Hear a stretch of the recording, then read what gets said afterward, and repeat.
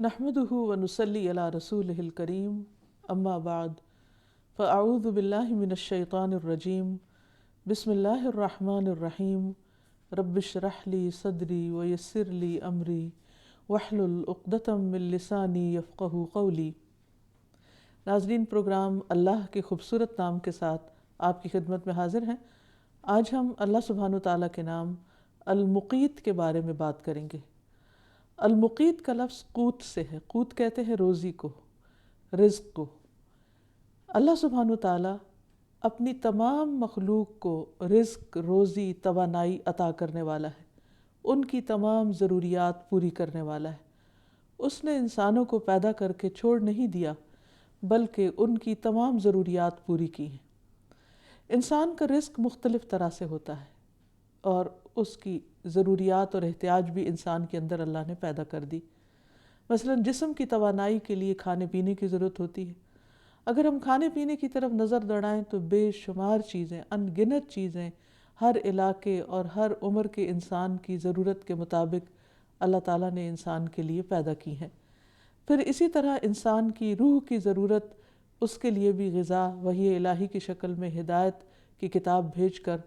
پوری کر دی۔ پھر اسی طرح انسان کے اندر جذبات پیدا کیے اور ان کے لیے بھی اس کو رزق عطا کیا، اس کی تکمیل کے لیے بھی اللہ نے اسباب مہیا کیے۔ پھر اسی طرح انسان کی عقل کو بھی غذا چاہیے ہوتی ہے،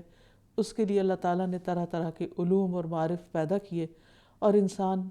ان سے فائدہ اٹھا رہا ہے۔ تو یہ اللہ تعالیٰ کا ہم سب پر بہت بڑا کرم اور بہت بڑی عنایت ہے، جس پر ہم اس کے جتنے بھی شکر گزار ہوں وہ کم ہے۔ اللہ سبحانہ وتعالیٰ نے اپنی تمام مخلوق کے لیے رزق پیدا کیا۔ کوئی جاندار ایسا نہیں کہ جس کو اس نے رزق فراہم نہ کیا ہو۔ قرآن مجید میں اللہ تعالیٰ فرماتے ہیں وَمَا مِن دَابَّةٍ إِلَّا عَلَى اللَّهِ رِزْقُهَا وَيَعْلَمُ مُسْتَقَرَّهَا وَمُسْتَوْدَعَهَا كُلٌّ فِي كِتَابٍ مُبِينٍ۔ زمین میں چلنے والا کوئی جاندار ایسا نہیں جس کا رزق اللہ کے ذمے نہ ہو۔ وہ اس کی قرارگاہ کو بھی جانتا ہے اور دفن ہونے کی جگہ کو بھی جانتا ہے۔ یہ سب کچھ واضح کتاب میں یعنی لوح محفوظ میں لکھا ہوا موجود ہے۔ یعنی ایک طرف اللہ تعالیٰ نے اپنی مخلوق کو پیدا کیا، انسان، حیوانات، کیڑے مکوڑے، سمندر کے اندر کی مخلوقات، پھر ان کی ضروریات مختلف بنائیں اور پھر ان تمام ضروریات کو پورا کیا۔ پھر اسی طرح وہ مخلوق پیدا کی جو زمین پر بظاہر چلتی ہوئی نظر نہیں آتی، لیکن خود اس نے اس کی تخلیق کا ذکر فرمایا۔ مثلا فرشتے، تو ان کا رزق تسبیح میں رکھ دیا گیا۔ پھر اسی طرح جنات، تو ان کی ضرورت کے مطابق ان کو بھی رزق عطا کیا۔ یعنی کوئی بھی جاندار ایسا نہیں جو رزق سے محروم ہو، ہر ایک کو اس کی ضرورت اللہ سبحانہ وتعالیٰ نے بطریق احسن پوری کی۔ اور پھر یہ بھی بتا دیا کہ نہ صرف یہ کہ اس کے کھانے پینے کا رزق، بلکہ اس کی دیگر ضروریات بھی پوری کی۔ دیگر ضروریات میں اہم ترین ضرورت انسان کا ٹھکانہ ہوتی ہے، اس کا گھر ہوتا ہے، اس کے رہنے کی جگہ ہوتی ہے۔ اور نہ صرف یہ کہ انسان کے لیے بلکہ جتنے بھی جاندار ہیں ان سب کے لیے اللہ تعالیٰ نے رہنے کے بھی بہترین انتظام کیے۔ کوئی مخلوق پہاڑوں میں رہ رہی ہے، کوئی جنگلوں میں ہے، کوئی درختوں میں گھونسلے بنا کے رہتے ہیں، کوئی کسی اور جگہ پر، تو ہر ایک کا یہ انتظام بھی موجود ہے۔ پھر مرنے کے بعد اس کو کہاں کہاں سمانا ہے، اس کا بھی انتظام اللہ سبحانہ وتعالیٰ نے خود کر رکھا ہے۔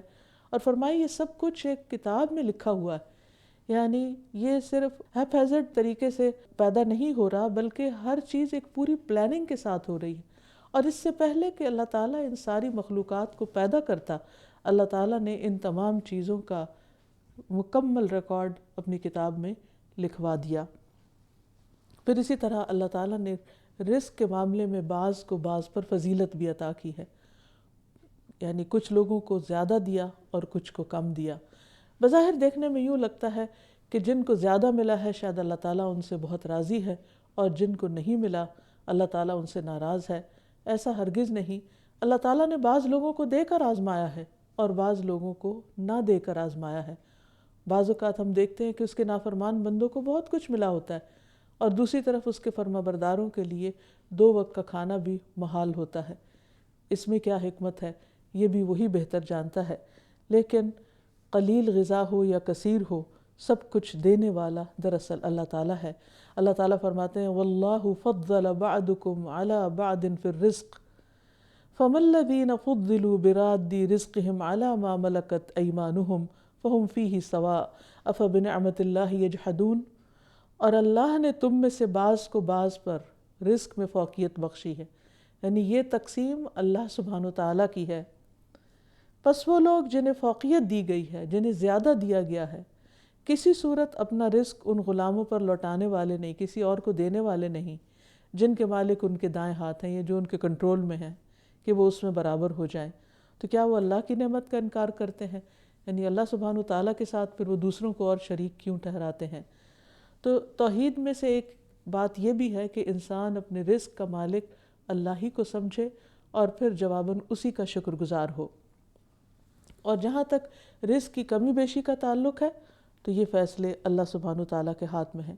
ہم دیکھتے ہیں کہ صحابہ کرام جو نبی صلی اللہ علیہ وسلم کے قریبی ساتھی تھے، بعض اوقات ان کی ہجرت کی وجہ سے اور جنگ پر جنگ میں حصہ لینے کی وجہ سے معاشی حالات مدینہ کے خصوصی طور پر بہت ہی دگرگوں تھے۔ ایسے میں اللہ سبحانہ وتعالیٰ نے ان لوگوں کو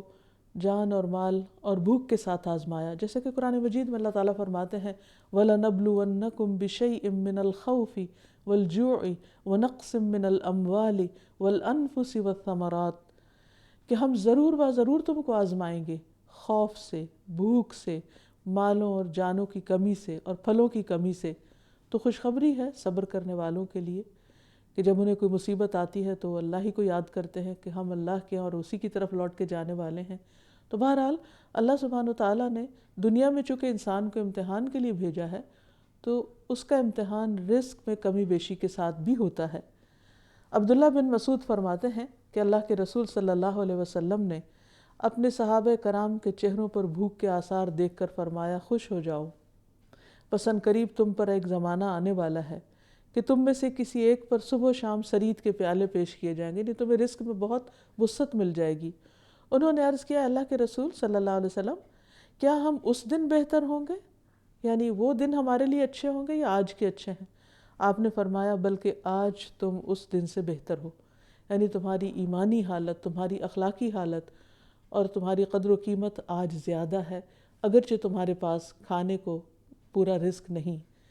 تو اس سے یہ بھی پتہ چلتا ہے کہ صرف انسان کی خوش قسمتی اس کے پاس زیادہ کھانے پینے کا سامان ہونے سے ہی نہیں ہوتی، بلکہ ایمان بھی ایک رزق ہے جو اللہ تعالیٰ انسان کو عطا کرتا ہے۔ تقوی، توکل، انابت، خشیت، اللہ کی طرف رجوع، اللہ تعالیٰ کی طرف انسان کا دھیان ہونا، اس کے ذکر کی توفیق ہونا، یہ ساری چیزیں بھی اللہ کا رزق ہیں جو انسان کو ملتی ہیں۔ پھر اسی طرح دین کا علم، سمجھ بوجھ، اس میں غور و فکر اور اس میں تفقہ کے مواقع، یہ سب بھی اللہ تعالیٰ کا رزق ہے۔ پھر اللہ کے بندوں کے دلوں میں محبت کا ڈالا جانا، یہ محبت بھی ایک رزق ہوتا ہے جو اللہ تعالیٰ بندوں کو عطا کرتا ہے۔ تو یہ تمام چیزیں بھی نعمتوں میں شمار ہوتی، لیکن عموماً ہوتا یہ ہے کہ جب ہماری زندگی میں کسی ایک چیز کی کمی ہوتی ہے تو ہم باقی ساری نعمتوں کو بھول جاتے ہیں اور پھر ناشکری کرنے لگتے ہیں، ناراض ہونے لگتے ہیں اور بعض اوقات مایوس ہو کر اللہ سبحانہ وتعالیٰ کی عبادت تک چھوڑ بیٹھتے ہیں بعض لوگ پریشانیوں میں آ کر۔ تو انسان کو ہمیشہ جو ملا ہے اس کی طرف دھیان ہونا چاہیے، اس کا خیال ہونا چاہیے، اس پر شکر گزاری ہونی چاہیے، نہ کہ ان چیزوں پر جو انسان کے لیے اللہ تعالیٰ نے کسی حکمت کے تحت اس سے روک دی یا اس کو عطا نہیں کی۔ پھر اسی طرح اولاد بھی انسان کے لیے ایک رزق ہے۔ اللہ سبحانہ وتعالیٰ جسے چاہتا ہے دیتا ہے، جسے چاہتا ہے نہیں دیتا، جسے چاہتا ہے صرف لڑکیاں دیتا ہے، جسے چاہتا ہے صرف لڑکے دیتا ہے، جسے چاہتا ہے ملا جلا کر دیتا ہے، جسے چاہتا ہے صحت مند دیتا ہے، جسے چاہتا ہے بیمار اولاد دے دیتا ہے۔ یہ سب کچھ بھی دراصل اس کی اپنی تقسیم ہے۔ اور پھر انسان، جیسے کہ اس حدیث سے پتہ چلتا ہے کہ نبی صلی اللہ علیہ وسلم نے بھوک کے زمانے کو ان صحابہ کے لیے بہتر وقت بتایا۔ تو جب کسی بھی چیز کی بھوک یا کسی بھی چیز کی کمی زندگی میں آئے تو انسان یہی سمجھے کہ اللہ سبحانہ وتعالیٰ نے میرے حق میں جو فیصلہ کیا ہے وہ ایک بہترین فیصلہ ہے اور مجھے خوشی سے قبول ہے۔ تو ایسے لوگوں کے لیے اللہ سبحانہ وتعالیٰ بے پناہ اجر لکھتے ہیں، بشر الصابرین، کہ خوشخبری دے دو ایسے صبر کرنے والوں کو۔ اور صحابہ کرام کے اوپر جو یہ مشکل حالات تھے اس کے بارے میں فضالہ بن عبید کہتے ہیں کہ رسول اللہ صلی اللہ علیہ وسلم جب نماز پڑھا کرتے تھے تو اصحاب صفہ میں سے بعض حضرات بھوک سے نڈھال ہو کر بے ہوش ہو کر گر جاتے، یعنی اتنی سخت آزمائش تھی ان پر۔ تو دیہاتی لوگ کہتے ہیں کہ یہ پاگل ہے، یعنی جو لوگ صحیح طور پر ایمان نہیں لائے ہوئے تھے اور ناسمجھ قسم کے تھے۔ چنانچہ جب رسول اللہ صلی اللہ علیہ وسلم نماز سے فارغ ہوتے تو ان کی طرف منہ پھیر کر فرماتے، اگر تم جان لو کہ اس فقر و فاقے پر اللہ تعالیٰ تمہیں کس قدر انعام و اکرام سے نوازیں گے تو تم اس سے بھی زیادہ فقر و فاقہ کو پسند کرنے لگو۔ یعنی اللہ تعالیٰ نے اگر کسی ایک چیز سے تمہیں محروم کیا اور تمہیں اگر پتہ چل جائے کہ اس کے پیچھے کتنا ریوارڈ ہے، کتنا اجر و ثواب ہے، تو تم اپنے اس حال پر راضی ہو جاؤ، بلکہ اس سے بھی بدتر حال پر راضی ہو جاؤ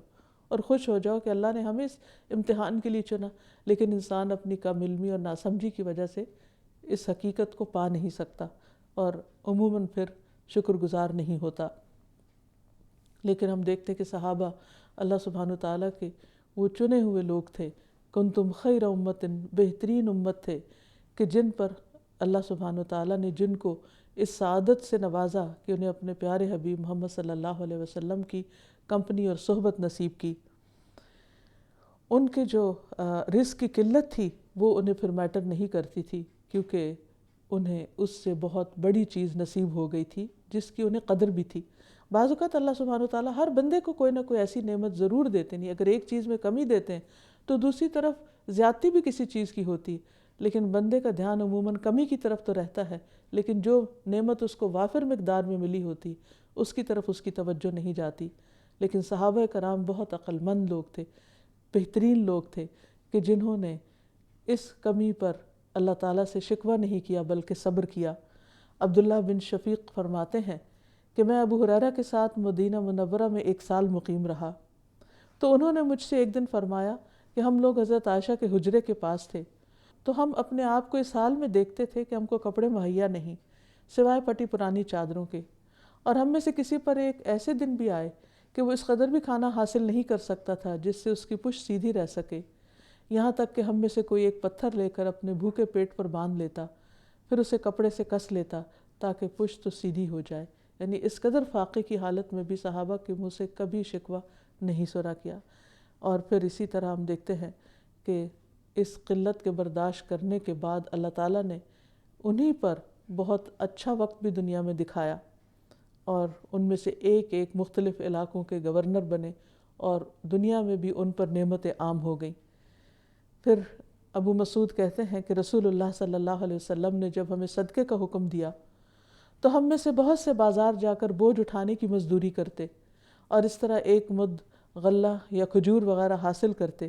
جس میں سے صدقہ کرتے، لیکن آج ہم میں سے بہت سوں کے پاس لاکھ لاکھ درہم و دینار موجود ہیں۔ یعنی دنیا میں بھی اللہ تعالیٰ نے ان کو وسعت سے نوازا۔ خود ہم دیکھتے ہیں کہ رسول اللہ صلی اللہ علیہ وسلم کو جب اس بات کی آفر کی گئی کہ ان کے لیے مکہ کے پہاڑ سونے کے بنا دیے جائیں تو انہوں نے اپنے لیے فقر کو پسند کیا، اور بہت دفعہ ایسا ہوتا کہ گھر میں کھانے کے لیے کچھ نہ ہوتا۔ ان سارے حالات میں خود نبی صلی اللہ علیہ وسلم کا طرز عمل کیا تھا؟ روایت میں آتا ہے کہ آپ نے کبھی لگاتار 3 دن تک اپنے گھر والوں کو گندم کی روٹی سے سیر نہیں کیا، یہاں تک کہ آپ اس دنیا فانی سے رحلت فرما گئے۔ آپ صلی اللہ علیہ وسلم کا یہ صبر ایک مثالی صبر ہے۔ تو جہاں تک اللہ سبحانہ وتعالیٰ کے نام المقیت کا تعلق ہے تو ہم دیکھتے ہیں کہ اللہ تعالیٰ نے ہمیں جو رزق عطا کیا اس کی کس قدر اقسام ہیں، انواع ہیں، ورائٹی ہے، اور پھر بھی ہم شکر گزار کم ہی ہوتے ہیں۔ قرآن مجید میں اللہ تعالیٰ فرماتے ہیں وَهُوَ الَّذِي أَنشَأَ جَنَّاتٍ مَعْرُوشَاتٍ وَغَيْرَ مَعْرُوشَاتٍ وَالنَّخْلَ وَالزَّرْعَ مُخْتَلِفًا أُكُلُهُ وَالزَّيْتُونَ وَالرُّمَّانَ مُتَشَابِهًا وَغَيْرَ مُتَشَابِهٍ كُلُوا مِن ثَمَرِهِ إِذَا أَثْمَرَ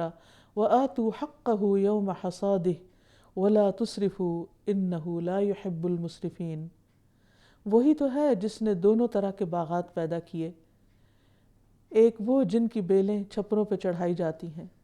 دوسرے وہ درخت جو خود اپنے تنے پر کھڑے ہوتے ہیں، ان کی بیل نہیں ہوتی جو چڑھائی جائے۔ نیز کھجوریں اور کھیتیاں پیدا کیں جن سے کئی طرح کے پھل یعنی ماکولات حاصل ہوتے ہیں۔ نیز اس نے زیتون اور انار پیدا کیے جن کے پھل اور مزے ملتے جلتے بھی ہوتے ہیں اور مختلف بھی۔ جب یہ درخت پھل لائیں تو ان سے خود بھی کھاؤ، اور فصل اٹھاتے وقت ان میں سے اللہ کا حق بھی ادا کرو اور بے جا خرچ نہ کرو، کیونکہ اللہ اسراف کرنے والوں کو پسند نہیں کرتا۔ تو اس سے ہمیں یہ پتہ چلتا ہے کہ کچھ چیزیں اللہ سبحانہ وتعالیٰ نے انسان کی غذا کے طور پر پیدا کی ہیں، کچھ چیزیں ذائقے کے لیے پیدا کی ہیں، کچھ چیزیں شفا کے طور پر پیدا کی ہیں، اور پھر زمین کے مختلف حصوں میں انسانوں کی ضرورت، موسم کی تبدیلیوں کے مطابق مختلف غذائیں اللہ تعالیٰ نے پیدا کی ہیں جن کا ہم شمار نہیں کر سکتے۔ ایک اور جگہ پر فرمایا فَلْيَنظُرِ الْإِنسَانُ إِلَىٰ طَعَامِهِ أَنَّا صَبَبْنَا الْمَاءَ صَبًّا ثُمَّ شَقَقْنَا الْأَرْضَ شَقًّا فَأَنبَتْنَا فِيهَا حَبًّا وَعِنَبًا وَقَضْبًا وَزَيْتُونًا وَنَخْلًا وَحَدَائِقَ غُلْبًا وَفَاكِهَةً وَأَبًّا مَتَاعًا لَكُمْ وَلِأَنْعَامِكُمْ۔ انسان کو چاہیے کہ وہ اپنے کھانے کی طرف دیکھے، یعنی اگر انسان چاہتا ہے کہ اللہ سبحانہ وتعالیٰ کی اس صفت پر غور کرے اور اس بنا پر اللہ تعالیٰ کے ساتھ اس کا ایک قریبی تعلق پیدا ہو اور وہ اللہ کا شکر گزار بندہ بنے، تو اسے چاہیے کہ وہ اپنے کھانے پر جو کچھ بھی کھاتا ہے اس پر غور کرے، صرف کھانے پہ توجہ نہ ہو بلکہ غور و فکر بھی ساتھ ساتھ ہو۔ اور غور و فکر کا طریقہ بتا دیا گیا کہ کیسے کرے۔ فرمایا کہ وہ دیکھے کہ ہم نے ہی اوپر سے پانی برسایا، یعنی بارش اللہ تعالیٰ نے برسائی، پھر عجیب طرح سے زمین کو پھاڑا، یعنی جس میں زمین کے اندر بیج تھا، اور کس طرح اللہ تعالیٰ نے بیج کی بھی حفاظت کی، ورنہ زمین میں کتنے بے شمار قسم کے کیڑے مکوڑے ہوتے ہیں، بعض اوقات کچھ زہریلے اثرات ہوتے ہیں، تو اللہ تعالیٰ اس بیج کی بھی حفاظت کرتے، اس گٹلی کی جو کافی عرصے تک زمین کے اندر رہتی ہے اور اس کے بعد اس میں سے کچھ نکلتا ہے، تو اس کو اس کام کے لیے تیار کیا اور پھر پانی کا انتظام کیا، پھر عجب طرح سے زمین کو پھاڑا، یعنی وہ ایک بے جان سا بیج ہوتا ہے، اور بعض بیج تو آپ دیکھیں کہ کتنے ٹائنی ہوتے ہیں، کتنے کمزور ہوتے ہیں، لیکن پھر بھی وہ مٹی کی تہ سے اپنی اللہ سبحانہ وتعالیٰ کی دی ہوئی قوت کے ساتھ باہر آ جاتے ہیں۔ تو اس میں سے ہم نے اناج اگایا اور انگور اور ترکاریاں اور زیتون اور کھجور اور گھنے باغات اور پھل اور چارہ بھی اگائے، یہ سب کچھ تمہارے اور تمہارے مویشیوں کے لیے زندگی کا سامان ہے، یعنی صرف انسانوں کے لیے نہیں، جانوروں کے لیے بھی اللہ سبحانہ وتعالیٰ نے یہ غذائیں پیدا کیں۔ اور اس میں ہم دیکھتے ہیں کہ کیسی تقسیم اللہ تعالیٰ نے رکھ دی، کچھ حصہ انسان کھاتا ہے اور جو اس کا بقیہ حصہ ہوتا ہے وہ حیوان کھا لیتے ہیں، کچھ واپس پھر زمین کی کھاد بن جاتا ہے، اور کچھ حصہ بیج کی شکل میں دوبارہ مزید فصل اگنے کے لیے جمع کر لیا جاتا ہے۔ یہ سب کچھ بھی اللہ سبحانہ وتعالیٰ ہی کی پلاننگ ہے، لیکن غور کرنے کی بات یہ ہے کہ انسان جب کھائے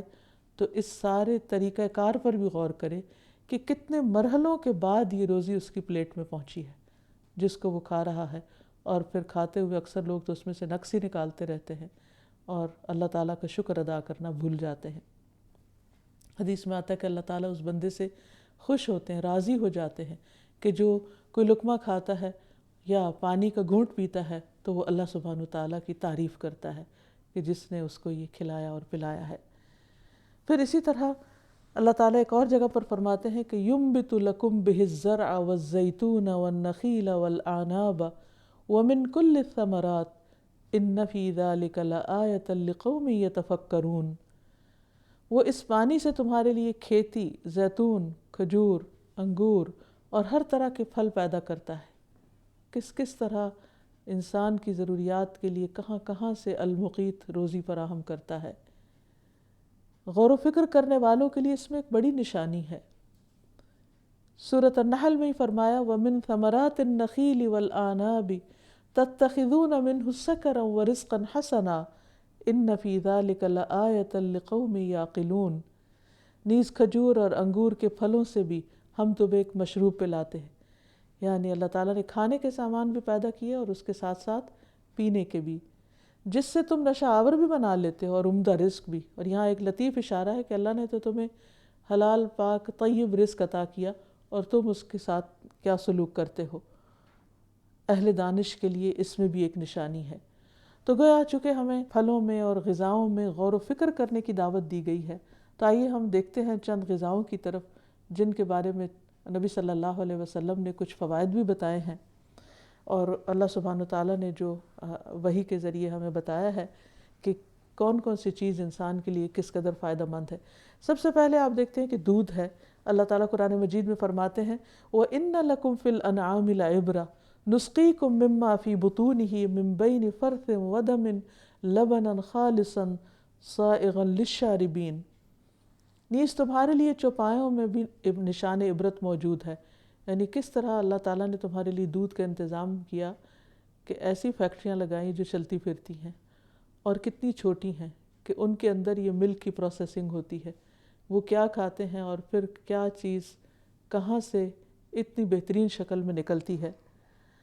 ان کے پیٹوں میں غذا کا فضلہ اور خون موجود ہوتا ہے، تو ان دونوں چیزوں کے درمیان سے ہم تمہیں خالص دودھ پلاتے ہیں جو پینے والوں کے لیے خوشگوار ہوتا ہے،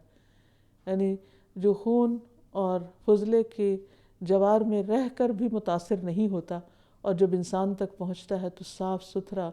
خوشگوار، خوشبودار اور ایک بہترین شکل میں ہوتا ہے، حالانکہ اسی پیٹ کے اندر اور چیزیں بھی بن رہی ہوتی ہیں۔ رسول اللہ صلی اللہ علیہ وسلم نے دودھ کے بارے میں فرمایا کہ دودھ کے سوا اور کوئی ایسی چیز نہیں جو کھانے اور پینے دونوں سے کفایت کرے، یعنی دودھ کھانے کا کام بھی کرتا ہے اور پینے کا بھی کرتا ہے، ایک مکمل غذا ہے۔ پھر اسی طرح شہد انسان کی ضرورت ہے، اس کے لیے اللہ تعالیٰ نے کیسی فیکٹری لگائی اور کس طرح ایک چھوٹی سی مکھی کے ذریعے کتنی بڑی چیز کہ جس کو انسان اپنی فیکٹریوں میں بنانے سے عاجز ہیں وہ تیار کر کے دی کہ جس میں انسان کے لیے غذا بھی ہے اور شفا بھی ہے۔ فرمایا وَأَوْحَى رَبُّكَ إِلَى النَّحْلِ أَنِ اتَّخِذِي مِنَ الْجِبَالِ بُيُوتًا وَمِنَ الشَّجَرِ وَمِمَّا يَعْرِشُونَ ثُمَّ كُلِي مِن كُلِّ الثَّمَرَاتِ فَاسْلُكِي سُبُلَ رَبِّكِ ذُلُلًا يَخْرُجُ مِن بُطُونِهَا شَرَابٌ مُخْتَلِفٌ أَلْوَانُهُ فِيهِ شِفَاءٌ لِلنَّاسِ إِنَّ فِي ذَلِكَ لَآيَةً لِقَوْمٍ يَتَفَكَّرُونَ۔ اور آپ کے پروردگار نے شہد کی مکھی کی طرف وحی کی کہ پہاڑوں میں، درختوں میں اور انگور کی بیلوں میں اپنا گھر بنا، یعنی چھتا بنا، پھر ہر قسم کے پھل سے اس کا رس چوس اور اپنے پروردگار کی ہموار کردہ راہوں پہ چلتی رہ، یعنی جس درجے کی فلائٹ اس کے لیے رکھی گئی اس پر وہ اڑتی رہے اپنے کام کے لیے۔ ان مکھیوں کے پیٹوں سے، یہاں یاد رکھیے کہ مکھیوں کے بطون کا لفظ آیا ہے، جو ایک اور غور و فکر کی بات ہے کہ مکھی کتنی چھوٹی لیکن اس کے ایک سے زائد پیٹ ہیں۔ مختلف رنگوں کا مشروب شہد نکلتا ہے جس میں لوگوں کے لیے شفا ہے، یعنی اس عام جانور جب کچھ کھاتے ہیں تو جو پیٹ میں جاتا ہے وہ سڑان کا شکار ہو جاتا ہے، لیکن یہاں اللہ سبحانہ وتعالیٰ کی قدرت دیکھیے کہ وہ اپنے لیے نہیں ہمارے لیے وہ جوس لیتی ہے مختلف پھلوں سے اور پھر اس کو کس طرح کنورٹ کر کے شہد کی شکل میں نکالتی ہے۔ یقیناً اس میں بھی ایک نشانی ہے ان لوگوں کے لیے جو غور و فکر کرتے ہیں، اور شہد کے فائدے کس کو نہیں معلوم کہ بہت سی امراض میں شفا کا کام کرتا ہے۔ پھر اسی طرح کھجور، رسول اللہ صلی اللہ علیہ وسلم نے فرمایا عجوہ جنت کے پھلوں میں سے ہے اور اس میں زہر سے شفا ہے۔ آپ صلی اللہ علیہ وسلم نے برنی کھجور کو بھی بہترین کھجور قرار دیا اور فرمایا خود اس میں کوئی بیماری نہیں اور وہ بیماری کو دور کرتی ہے۔ پھر اسی طرح سبزیاں پیدا کیں، یعنی پھلوں کے علاوہ سبزیاں، اور سبزیوں میں مثلاً کدو، فرمایا فَنَبَذْنَاهُ بِالْعَرَاءِ وَهُوَ سَقِيمٌ وَأَنبَتْنَا عَلَيْهِ شَجَرَةً مِّن يَقْطِينٍ، پھر ہم نے اسے یونس علیہ السلام کو ایک چٹیل میدان میں ڈال دیا اور وہ بیمار تھے، اور ہم نے اس پر کدو کا بیلدار درخت اگا دیا۔ کدو جو ہے غذا بھی ہے اور بیماریوں سے علاج بھی ہے، کیونکہ یونس علیہ السلام اس وقت مچھلی کے پیٹ سے جب نکلے تو اس کے ایسڈز وغیرہ سے ان کی سکن بھی متاثر تھی اور وہ بیمار بھی تھے، تو اللہ تعالیٰ نے ان کی ضرورت کے مطابق ان کے لیے غذا پیدا کر دی۔ پھر اسی طرح پھلوں میں سے خاص طور پر انار کا ذکر قرآن مجید میں ملتا ہے، اور انار کے بھی بہت سے فائدے بتائے گئے ہیں۔ حضرت علی رضی اللہ تعالیٰ عنہ فرماتے ہیں کہ انار کو اندر والے چھلکے سمیت کھایا کرو کیونکہ میدے کی بیماریوں کا علاج ہے۔ پھر اسی طرح سمندر میں انسان کے لیے غذائیں پیدا کر دیں مچھلی کی شکل میں، فرمایا وَهُوَ الَّذِي سَخَّرَ الْبَحْرَ لِتَأْكُلُوا مِنْهُ لَحْمًا طَرِيًّا، وہی تو ہے جس نے سمندر کو تمہارے لیے تمہارے اختیار میں کر دیا، یعنی کتنی بڑی چیز ہے، کتنا ہیوج ہے کہ اگر اس میں کوئی چیز گرے تو مل کے نہ دے، لیکن کس طرح اس نے اس میں سے تمہارے لیے غذائیں پیدا کر دیں تاکہ تم اس سے تر و تازہ گوشت کھاؤ، اور اس میں بھی انسان کے لیے بہت سے فائدے ہیں۔ نہ صرف یہ کہ مچھلی کے گوشت میں بلکہ اس کے تیل میں اور باقی چیزوں میں بھی۔ پھر اسی طرح تربوز اور ککڑی اور چقندر اور دیگر سبزیاں پیدا کیں۔ مثلا چقندر اور جو کے بارے میں آتا ہے، ام منذر بنت قیس انصاریہ کہتی ہیں کہ رسول اللہ صلی اللہ علیہ وسلم میرے گھر تشریف لائے، آپ کے ساتھ حضرت علی رضی اللہ تعالیٰ عنہ بھی تھے، اور اس وقت وہ بیماری سے اٹھے تھے، کمزور تھے۔ ہمارے ہاں کھجوروں کے خوشے لٹک رہے تھے، تو رسول اللہ صلی اللہ علیہ وسلم اٹھے اور ان سے کچھ کھانے لگے۔ حضرت علی بھی ان سے کھانے لگے، تو آپ نے ان سے فرمایا رک جاؤ، تم ابھی کمزور ہو۔ چنانچہ وہ کھجور کھانے سے رکے رہے۔ ام منذر کہتی ہیں کہ میں نے جو اور چقندر پکائے تو آپ صلی اللہ علیہ وسلم کی خدمت میں پیش کیے، تو آپ نے فرمایا اے علی یہ لے لو، یہ تمہارے لیے مفید ہے۔ پھر اسی طرح زمزم کا پانی، اس میں شفا بھی ہے، غذا بھی ہے، اور کس کثرت کے ساتھ اللہ سبحانہ وتعالیٰ نے اس پانی کو زمین سے نکالا ہے کہ جو بذات خود ایک معجزہ ہے۔ پھر اللہ سبحانہ وتعالیٰ نے صرف جسم کی ضروریات نہیں پوری کی بلکہ انسان کے لیے روحانی غذا بھی مہیا کی، اس کی عقل کی غذا کا بھی اہتمام کیا، اور پھر دلوں کو معرفت نصیب کی، ایمان کی دولت سے نوازا، اور ایمان کو دل میں محبوب بھی کر دیا۔ سورۃ الحجرات میں فرمایا وَلَكِنَّ اللَّهَ حَبَّبَ إِلَيْكُمُ الْإِيمَانَ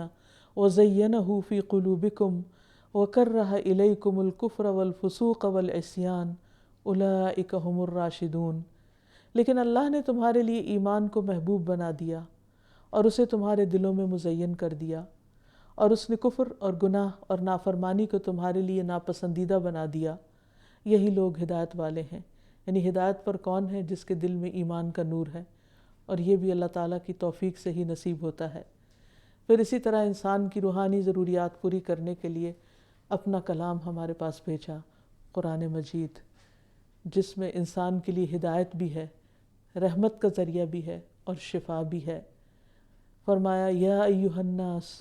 قد جاءتکم موعظۃ من ربکم وشفاء لما فی الصدور وہدی ورحمۃ للمؤمنین۔ لوگو، تمہارے پاس تمہارے پروردگار کی طرف سے نصیحت آ چکی ہے، یہ دلوں کے امراض کی شفا اور مومنوں کے لیے ہدایت اور رحمت ہے۔ یعنی قرآن مجید خاص طور پر انسان کے دل کی خوشی اور دل کی راحت کا باعث ہے، اور دلوں کے اندر جتنے بھی ہم، غم، تکلیفیں، پریشانیاں ہیں، ان کا علاج ہے اس میں۔ سورۃ الاسراء میں فرمایا وَنُنَزِّلُ مِنَ الْقُرْآنِ مَا هُوَ شِفَاءٌ وَرَحْمَةٌ لِّلْمُؤْمِنِينَ۔ اور ہم قرآن میں جو کچھ نازل کرتے ہیں وہ مومنوں کے لیے شفا اور رحمت ہے۔ پھر ذکر کو روح کی غذا بنایا اور دلوں کے اطمینان کا ذریعہ بنایا۔ ارشاد باری تعالیٰ ہے الذین آمنوا وتطمئن قلوبهم بذکر اللہ الا بذکر اللہ تطمئن القلوب۔ جو لوگ ایمان لاتے ہیں اور ان کے دل اللہ کے ذکر سے مطمئن ہو جاتے ہیں، یاد رکھو اللہ کے ذکر ہی سے دل مطمئن ہوتے ہیں۔ یعنی دلوں کو اچھا کھانا خوش نہیں کر سکتا، اچھا لباس خوش نہیں کر سکتا، صرف اچھے مناظر ان کے لیے راحت کا سبب نہیں ہوتے جب تک کہ ان کو ذکر کی غذا نہ دی جائے، کیونکہ ہر چیز کی اپنی ایک غذا ہے، ہر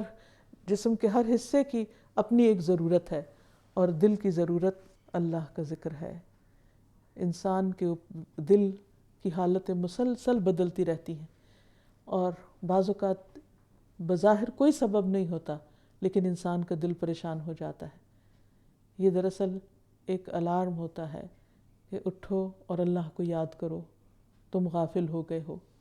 لیکن انسان بعض اوقات سمجھتا نہیں کہ اس کی یہ کیفیت کس وجہ سے ہوئی۔ یہ بھی اللہ تعالیٰ کی ایک رحمت ہوتی ہے کہ وہ اس طرح ہمیں اپنے قریب کرتا ہے۔ ہماری بعض ضروریات ہوتی ہیں جو ویسے پوری نہیں ہو سکتی جب تک کہ ہم خاص ذکر نہ کریں، لیکن ہم بھولے ہوئے ہوتے ہیں، تو دل کی یہ کیفیت ہمیں یاد دہانی کراتی ہے، تو ایسے میں فوراً اللہ کے ذکر کی طرف لپکنا چاہیے۔ اس میں تسبیحات بھی ہیں، استغفارات بھی ہیں، تعوذات بھی ہیں، درود شریف بھی ہے، آیت کریمہ بھی ہے، کوئی بھی ذکر انسان اللہ سبحانہ وتعالیٰ کا شروع کر سکتا ہے۔ اور پھر نماز میں روحانی سکون ہے۔ سالم بن ابو جعد سے روایت ہے کہ ایک آدمی نے کہا کاش میں نماز پڑھ لیتا تو سکون پاتا، تو دوسرے لوگوں نے گویا اس کے انداز پر عیب لگایا، اچھا نہیں سمجھا۔ تو اس نے کہا میں نے رسول اللہ صلی اللہ علیہ وسلم سے سنا ہے، آپ فرماتے تھے اے بلال نماز کی اقامت کہو، ہمیں اس سے راحت پہنچاؤ، یعنی اگر دل میں بے چینی ہے یا پریشانی ہے تو نماز پڑھو۔ نبی صلی اللہ علیہ وسلم کا اپنا طرز عمل کیا تھا کہ اذا حزبہ امر فزع الی الصلاۃ، جب آپ کو کوئی اہم معاملہ پیش آتا تو فوراً نماز کی طرف دوڑتے، نماز کی طرف لپکتے۔ اور ویسے بھی آپ دیکھیں کہ دن میں 5 مرتبہ اللہ سبحانہ وتعالیٰ حی علی الصلاۃ اور حی علی الفلاح کے ساتھ ہمیں کامیابی کی طرف بلاتے ہیں، نماز کی طرف بلا کر۔ نبی صلی اللہ علیہ وسلم کو نماز سے خاص محبت تھی، اللہ تعالیٰ ہم سب کو بھی عطا فرمائے۔ اب بندہ جب اللہ تعالیٰ کے اس نام کو جان لیتا ہے اور اللہ تعالیٰ کی نعمتوں پر غور کرتا ہے، ان کے فائدے جان لیتا ہے، اور ہر طرف اس کو یہ نظر آتا ہے کہ ہمارے پاس جتنے بھی رزق کے سامان ہیں وہ سب اللہ تعالیٰ ہی کے دیے ہوئے ہیں، تو پھر انسان کے اندر ایک خاص قسم کا اخلاق پیدا ہونا چاہیے۔ اس نام کو اس کی زندگی میں اثر آتے ہی اس کے اندر کچھ تبدیلی آنی چاہیے، کیونکہ ہر علم اگر انسان کے اندر تبدیلی لائے تو وہی اس کے لیے مبارک علم ہے، ورنہ اس کے لیے وہ بوجھ بن جاتا ہے۔ سب سے پہلی بات تو یہ کہ انسان رزق کے معاملے میں اللہ کی تقسیم پر راضی رہے، اور اس معاملے میں اگر کچھ تاخیر ہو رہی ہو تو بے چین ہو کر، پریشان ہو کر، شیطان کے وسوسوں کا شکار ہو کر اللہ تعالیٰ سے ناراض نہ ہو، بلکہ اللہ تعالیٰ سے اچھی امید رکھے۔ پھر اسی طرح دوسری بات یہ ہے کہ جب انسان کو یہ معلوم ہے کہ اسے اللہ رزق دے رہا ہے تو وہ اس کے بندوں پر بھی خرچ کرے اور اس کے بندوں کو اپنے رزق میں شریک کرے۔ قرآن مجید میں اللہ تعالیٰ اپنے متقی بندوں کی صفات بیان کرتے ہیں، وَمِمَّا رَزَقْنَاهُمْ يُنْفِقُونَ، کہ جو رزق ہم نے ان کو عطا کیا ہے اس میں سے وہ خرچ کرتے ہیں، خواہ وہ مال و دولت ہے، کھانا پینا ہے، یا علم ہے، یا باقی نعمتیں جو اللہ تعالیٰ نے عطا کی ہیں، وہ ان کو صرف اپنی ذات کے لیے نہیں رکھتا بلکہ وہ تقسیم کرتا ہے، شیئرنگ کرتا ہے۔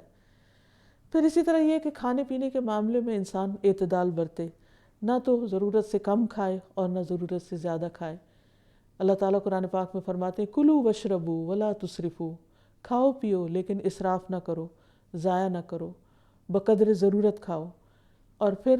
دوسروں کو بھی اس میں شریک کرو۔ پھر یہ ہے کہ کھانوں میں سادگی اختیار کرنی چاہیے، کیونکہ انسان کا بہت سا وقت اگر ایسی خوراک کی تیاری میں لگ جائے کہ جو اس کی عبادات کو متاثر کر دیں یا اس کی زندگی کے باقی فرائض میں رکاوٹ بن جائے تو یہ کچھ پسندیدہ امور نہیں، کیونکہ اللہ سبحانہ وتعالیٰ کسی بھی معاملے میں اسراف کو پسند نہیں کرتا۔ انہ لا یحب المسرفین، وہ اسراف کرنے والوں سے محبت نہیں رکھتا۔ پھر اسی طرح یہ ہے کہ انسان اپنے متعلقین کی روزی کو ضائع نہ کرے، اپنے گھر والوں کا اگر وہ ذمہ دار ہے، جیسے ایک مرد کے اوپر ذمہ داری ہے اپنے بیوی بچوں کے نان نفقہ کی، تو اس کے لیے وہ محنت کرے، کوشش کرے اور ان کو ذلت سے بچائے، اور خوش دلی سے اپنے اہل و عیال پر خرچ کرے، کیونکہ شوہر اگر اپنی بیوی کو ایک لقمہ بھی کھلاتا ہے تو وہ بھی اس کے لیے صدقہ لکھا جاتا ہے، تو اپنے اہل و عیال کو کھلانا بھی صدقہ ہے، اپنے بچوں کو کھلانا بھی، یعنی ثواب کا کام ہے۔ پھر اسی طرح یہ ہے کہ جب انسان اللہ تعالیٰ کے اس نام سے واقفیت حاصل کر لیتا ہے تو جب کبھی روزی کے معاملے میں پریشان ہو تو اللہ تعالیٰ کے اس نام کے ساتھ دعا کر سکتا ہے کہ یا مقیت، اے سب کو روزی دینے والے، تو میری روزی کا بھی بندوبست فرما اور حلال سے عطا فرما۔ جس طرح حضرت ابراہیم علیہ السلام نے اپنی اولاد کے لیے روزی کی دعا کی تھی، انہوں نے کہا تھا ربنا انی اسکنت من ذریتی بواد غیر ذی زرع عند بیتک المحرم ربنا لیقیموا الصلاۃ فاجعل افئدة من الناس تہوی الیہم وارزقہم من الثمرات لعلہم یشکرون۔ اے ہمارے رب، میں نے اپنی اولاد کے ایک حصے کو تیرے قابل احترام گھر کے پاس ایک ایسے میدان میں لا بسایا ہے جہاں کوئی کھیتی نہیں، کچھ نہیں اگتا یہاں، اور میری اولاد یہاں ہے، میری بیوی یہاں ہے، اور کیوں لا بسایا ہے؟ تاکہ وہ نماز قائم کریں، تاکہ وہ نماز قائم کریں عبادت کے لیے، توحید کی غرض سے۔ اے ہمارے رب، لوگوں کے دلوں کو ان کی طرف مائل کر دے، یعنی محبت کا رزق بھی عطا کر دے ان کو، اور انہیں کھانے کو پھل مہیا فرما، یعنی بہترین رزق، یعنی کھانے کی چیزوں میں سے سب سے بہترین کھانا جو ہے وہ پھل ہے، تو اس کی دعا مانگی۔ توقع ہے کہ وہ شکر گزار رہیں گے۔ تو اس سے یہ پتہ چلتا ہے کہ اچھا کھانا جو ہے اگر اعتدال کے ساتھ اور حلال طریقوں سے کھایا جائے تو اس میں کوئی ممانعت نہیں ہے، ابراہیم علیہ السلام نے اگر یہ دعا مانگی تو اس کے پیچھے ایک حکمت ہے۔ پھر اسی طرح ابراہیم علیہ السلام جب اپنے بیوی بچے کو چھوڑ کر گئے تو واپسی پر جب دوبارہ انہیں وزٹ کرنے کے لیے آئے تو انہوں نے خصوصاً اپنے بیٹے کے لیے پانی اور گوشت کی دعا کی، اللہم بارک لہم فی اللحم والماء، اے اللہ ان کے پانی اور گوشت میں برکت ڈال دے۔ پھر اسی طرح بقدر ضرورت رزق کی دعا کرنا بھی جائز ہے۔ پھر اسی طرح بہترین اور برکت والے رزق کی دعا کرنی چاہیے، اور پھلوں میں برکت کی دعا نبی صلی اللہ علیہ وسلم فرمایا کرتے تھے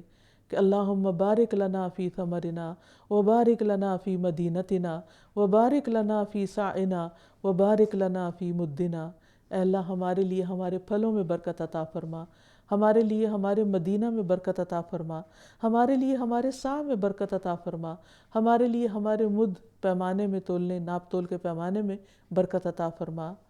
اے اللہ ابراہیم علیہ السلام تیرے بندے اور تیرے خلیل اور تیرے نبی ہیں، اور میں تیرا بندہ اور تیرا نبی ہوں۔ انہوں نے مکہ کے لیے تجھ سے دعا کی تھی، اور میں مدینہ کے لیے تجھ سے ان دعاؤں کی طرح اور ان سے دگنی دعا کرتا ہوں جو کہ تجھ سے انہوں نے مکہ کے لیے کی تھی۔ پھر آپ چھوٹے بچے کو بلا کر اسے یہ پھل دے دیا کرتے تھے، یعنی جب پھل دیکھتے تھے نیا اترتا تھا تو اس وقت آپ یہ دعا پڑھتے۔